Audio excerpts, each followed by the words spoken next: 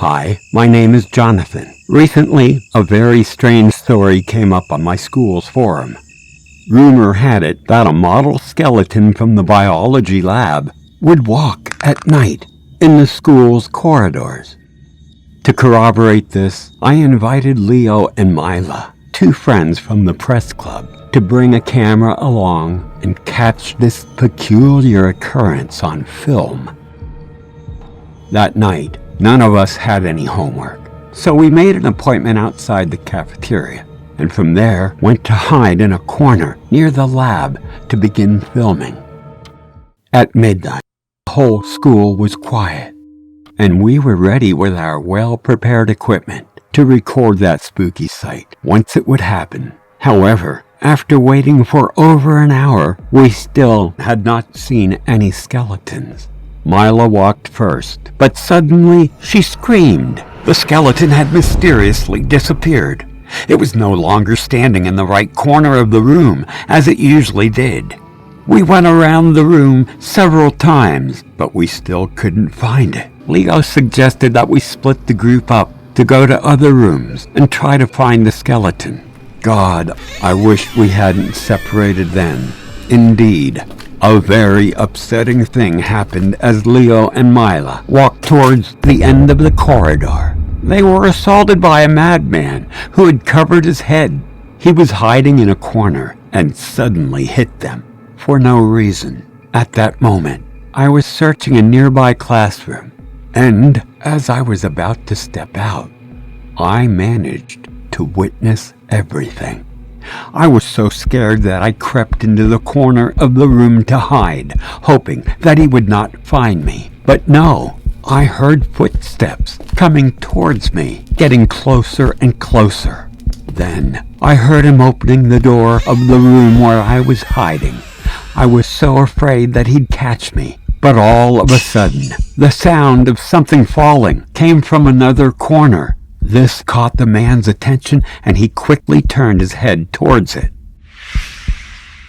Perhaps because he didn't find anything, he finally left.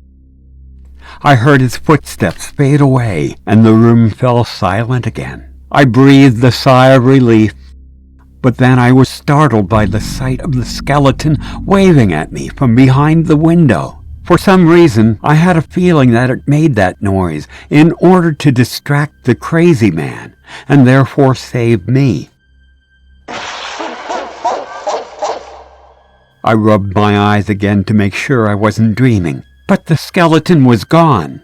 I then thought that perhaps the crazy man had not gone, so I ran into the biology lab to hide in a large box.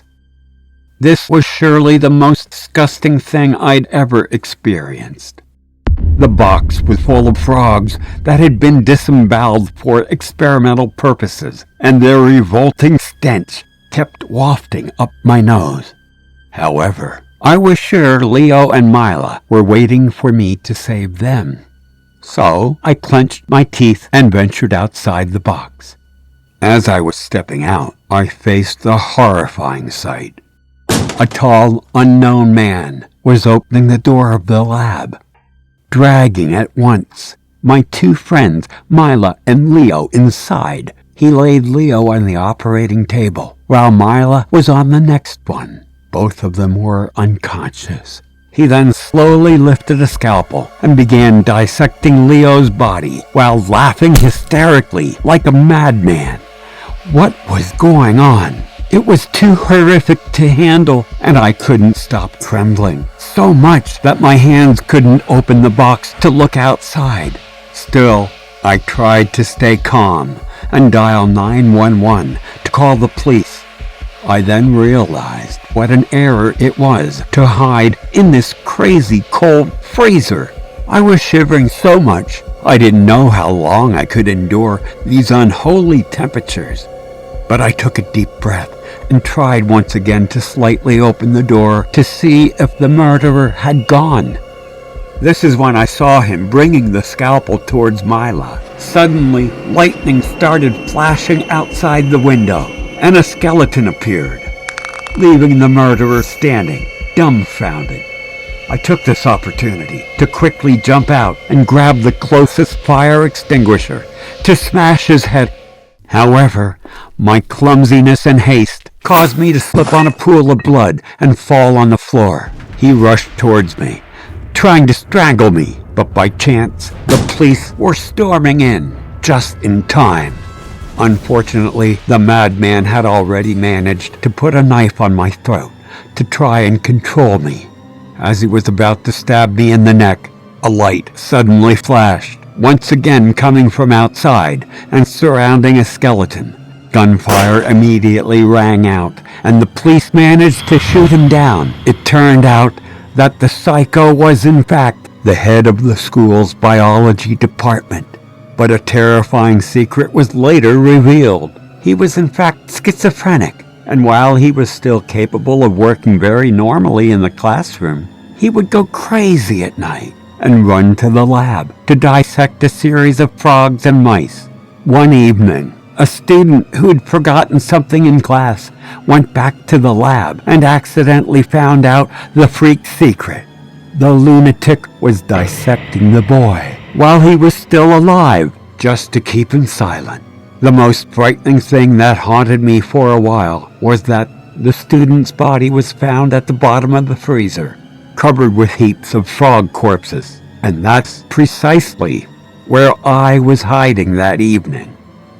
The whole school then rumored that his spirit ascended into the skeleton, and he spent his nights moving the skeletons in the lab to hint at and reveal the madman's crime.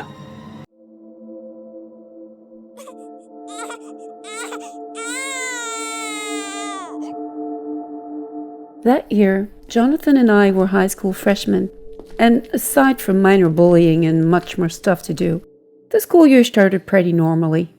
That is, until rumor had it that every night, babies were heard crying from the old shed next to the basketball court. This piqued our curiosity, so Jonathan and I decided to find out more about it and investigate. We took the opportunity of an evening basketball game to sneak into the backyard and explore the shed.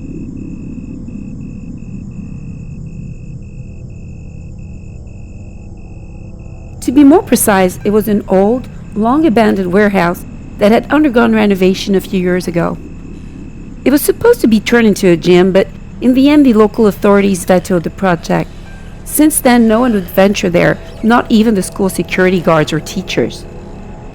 The building was decrepit and sinister, and the outside lock was actually an exciting incentive for curious people such as us both to try and understand what was happening behind these large doors. We hid in the nearby empty swimming pool and waited until all the students and staff were gone. Around midnight, after much cheering and partying to celebrate the school team's victory, everyone had started leaving and, as expected, nobody noticed our absence. It soon became extremely quiet, save for a few chirping crickets and frogs, and we fully concentrated on the warehouse. Just as rumored, the wind in the backyard started blowing violently in the middle of the night, causing the trees and leaves to make rustling and chilling sounds. The shadows of the poplars created all sorts of strange and frightening shapes on the ground, and we couldn't help but watch them, totally enraptured by the eerie scene. But suddenly, a very distinct sound came from inside the warehouse. We both heard it very clearly, and it was unmistakable. It was the sound of children crying. Jonathan and I looked at each other and instinctively walked towards the shed to see if there were any children inside. Deep down, I wanted to believe this was merely the sound of a cat meowing, but when we cracked the lock open and pushed the door, it was completely dark inside. We used our cell phone flashlights and saw nothing unusual except for old, rotting pieces of furniture, dust everywhere, and cobwebs hanging from the ceiling beams. We were threading slowly, attempting to make as little noise as possible, and Jonathan was leading the way. After a few steps, Jonathan motioned me to stop and pointed to the corner of the warehouse. My gaze followed the direction of his index, and I saw the menacing silhouette of a large man. The darkness prevented us from seeing him clearly, but I mustered up my courage and I walked in his direction. As I approached, I realized that this was just an anatomy mannequin that had been left there along with maps, skulls, and an old globe. This came as a huge relief, but suddenly the sound of a crying baby came from right behind us. We immediately turned around to look, and what? We couldn't believe our eyes. A naked toddler was crawling out from the corner and slowly moving on the dusty floor. His bulging eyes were protruding so much that they seemed to be falling out from their sockets. His bluish skin was covered in sores, and as he moved, we could see his distorted navel oozing pus. Jonathan and I were so scared and horrified that all we could do was scream from the top of our lungs and run towards the exit door. It took a while for us to dare look behind our backs, as we did not want to face that stomach-churning sight again. As we arrived outside, we bumped into the school's security guard, who had been alerted by the noises and our screams. He asked us what was wrong, and we managed to falter out an answer in unison. "There's a ghost in the abandoned shed." We then pointed in the direction of the decrepit building, but strangely, the door was locked, as if no one had ever entered. I looked at the security guard, thinking that he would not believe us, but unexpectedly, his face looked really sad. He proceeded to tell us about the tragic event that had happened inside the old dilapidated shed. Some 20 years earlier, when the school had not been remodeled yet, a young female student unintentionally became pregnant following a short-lived relationship with another male student. The school had very strict rules regarding relationships between students. And for fear of being found out by the school and her own parent, the young girl managed to hide her pregnancy thanks to ample clothing. Later, as her pregnancy was nearing its term, she sneaked into the school in the middle of the night and went to the shed alone to give birth there. Once the baby was born, the young student panicked and ran away, clueless as to what to do, and leaving the newborn behind. The poor baby died of starvation and cold and was discovered a few days later by one of the school's maintenance workers. The latter had gone into the shed to pick up gardening tools and was startled by the stench wafting from a corner of the room. He fainted as he saw the decomposing corpse of the toddler being eaten away by critters and lying in a pool of bodily fluid. Following that sad story, and as the strange noises started coming out of the building at night, students and security guards alike would reassure themselves by insisting that they were merely stray cats meowing. Today, the warehouse is still abandoned, and the sound of the crying baby still lingers in the dark night.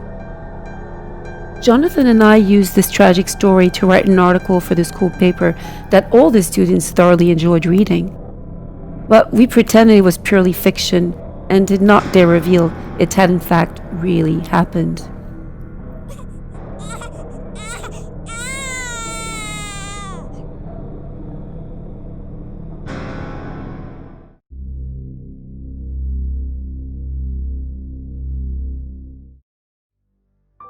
Hi, I'm Mila, and I'm a high school sophomore. Let me tell you about Carly, a female student who recently got transferred to our class. This new girl has always been pretty weird. From the very first day, she made a strong impression on the whole class with her jet black outfit covering her from head to toe.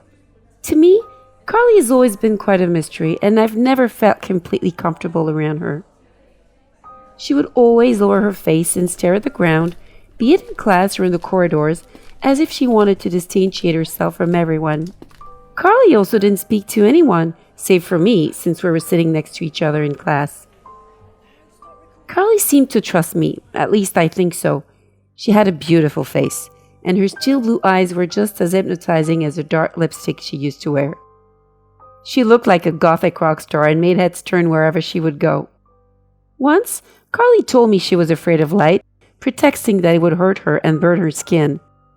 This immediately reminded me of vampires and of Dracula, who are notorious light haters, but I just thought Carly had some sort of OCD or typical teenage obsession, not that she was a vampire. One weekend, Carly suggested we hang out together, and I gladly accepted. We went to the mall in the morning and planned on having lunch at the town's best barbecue joint.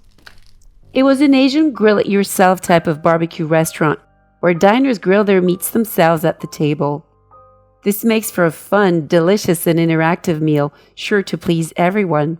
We ordered a mixed combo, and when the waiter brought up to our plate the various raw meats, Carly explained, "These meats look so fresh and juicy." I totally agreed with her, and as such didn't think much of her enthusiasm. But as soon as the waiter left our table, having ensured we were all set to start grilling, Carly threw her arm towards the meat plate and poked into a large strip of raw sirloin. She shoved it into her mouth that I had never seen so wide open before. Her powerful jaw and sharp teeth were quick to chew the delicious flesh, blood trickling down her chin. Eyes semi-closed, she repeated this routine without interruption until the whole plate had been devoured. She seemed to be in a trance, so much that all the patrons witnessing the scene, me included, were both mesmerized and on the verge of throwing up. I tried interrupting her, pointing out that her bizarre ritual was unsettling and embarrassing, but she didn't seem to care or even hear me. I had managed to save a couple of pieces of meat and proceeded to cook them on my side of the central grill. In all honesty, I feared she would devour them just as she had the rest of the plate, but instead of staring at them greedily, she was actually looking at me intently. Following this awkward meal, Carly asked me to come to her house to help her out with her homework. For some weird reason, I immediately agreed to, without a single hesitation. That said, I instinctively took my phone and texted Jonathan that I was at Carly's, asking him to come over ASAP. Carly's house was located on a street not far from us. She opened the door, telling me that her parents were gone for the day so they wouldn't bother us. I followed her silently inside and couldn't believe what I saw. It was pitch dark with absolutely no light. All the windows were covered with black curtains, and my eyes had a hard time getting accustomed to the darkness. Carly took off her thick black coat and hung it on the wrought iron coat rack next to the entrance door. I was seeing more clearly now and was busy looking around this strange and sinister place. But suddenly Carly attacked me. She gripped my shoulders and violently bit my neck. I struggled and kicked Carly's lower legs to escape. I rushed to the door but was horrified to realize that it was locked. As I turned around, Carly was standing in front of me with an evil smirk. Was she indeed a bloodthirsty vampire? Carly's bite had begun to bleed, and I could feel the warm blood trickling down my neck. Carly was very strong, and she grabbed me in a snap, forcing me to lie down on the living room floor before biting me once again. I screamed so hard that my lungs and eardrums nearly popped. I could very clearly feel every single blood vessel out of my body flowing toward my neck into Carly's mouth. She was sucking my blood, and she was sucking me dry. Suddenly, I heard the sound of the front door being smashed. I then saw Jonathan rush in towards me, followed by Mr. Carson, our homeroom teacher. They jumped at Carly and pulled her away from me. I was hysterical and burst into tears as Jonathan was trying to comfort me. Realizing she was in big trouble, Carly panicked and tried running away, but she was held back by Mr. Carson. I found out that Jonathan had gone to see him when he received my text message saying that I was alone with Carly at her place. Jonathan had always found Carly to be strange and wanted our homeroom teacher's advice as to what to do. Mr. Carson was aware of her case and tried to reassure me. It turned out that Carly was not a real vampire and that she suffered from clinical vampirism, otherwise known as Renfield syndrome. As such, she was afraid of light and consumed blood in various forms. Carly's medical record was on her file, so my homeroom teacher was very worried. I was extremely lucky that both of them arrived in time. Had they not, I'm not sure I would be here to tell you my story.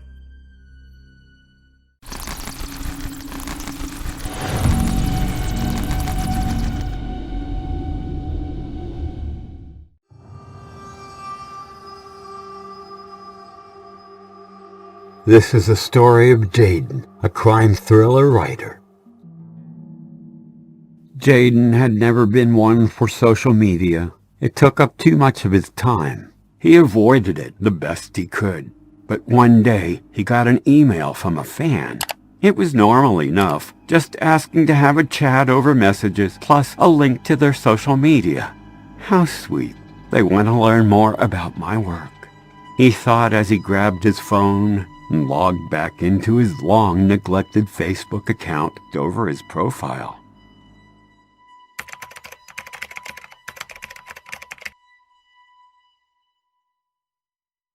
It was sad. Really, did no one care about this? After a month of not logging in, only one friend request outstanding? Curiosity set in. He quickly confirmed the request. It was from Jonathan Galindo. A link landed in his inbox immediately. What harm could it do? Bored and naturally curious, he clicked without hesitation. A loud, scratching, ear-piercing noise thrust from his handset. The screen was midnight black, with 2 red lines trailed from the top to the bottom, and text emerged from the black. Do the blue whale challenge, or your family will die. Bullshit was his first thought. He wasn't active on social media, but he knew enough about hoaxes and jokes to know that this was a load of rubbish. He turned his phone to silent and headed to bed. But sleep didn't come easy that night. Jayden had 1,000 questions running through his mind about the friend request that started all this. The face was somehow familiar. He recalled his name mentioned when he'd gone to his publisher's office. The thoughts wouldn't die down. So he grabbed his phone and started hunting for details. The name Jonathan Galindo had become a dark meme on the internet. That name was everywhere on social networks. Under the dim light from the bedside lamp, darkness flooding in through the windows, he learned everything he could. Who cared about these horseshit challenges anyway? This person's a nobody. They don't know where I live. He thought as he focused on his breathing that it was all an overreaction like everything else on the internet. After an unsettled sleep that he blamed on yesterday's 4 p.m. coffee, a message was waiting for him when he woke up. It was from the strange account. He swiped the phone open, mug in hand, tapped on the message's icon. It took a moment to register, but it was his home address. It pinged again, saying, "I'm here."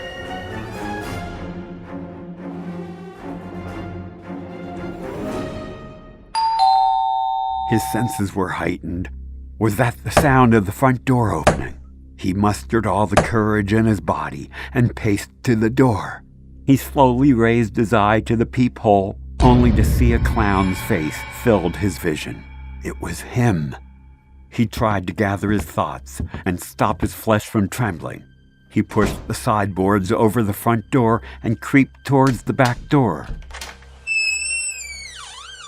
As he turned into the kitchen, there was the clown. And he had a knife in his hand and a huge grin on his face. And Jayden screamed and ran towards the stairs. He paced with a slow confidence.